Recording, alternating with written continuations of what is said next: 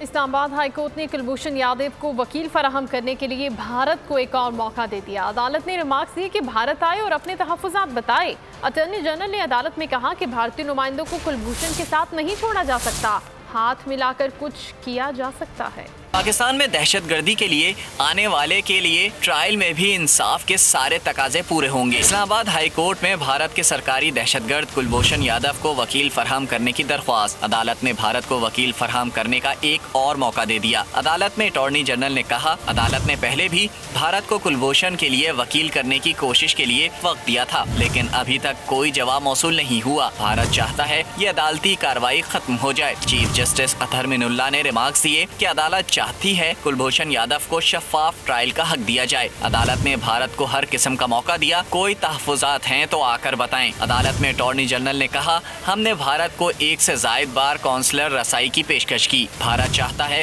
Councillor रसाई के नाम पर उनके लोग अलग कमरे में मिलें, लेकिन भारतीय नुमाइंदों को अलग कमरे में कुलभूषण यादव के साथ नहीं छोड़ सकते। महज हाथ मिलाकर भी उसे कुछ कर सकते हैं। कुलभूषण यादव अब भी भारतीय हुकूमत के इशारे समझ रहा है। हो सकता है पाकिस्तान भेजते वक्त कुलभूषण यादव को ऐसी सूरत हाल की तरबियत दी गई हो।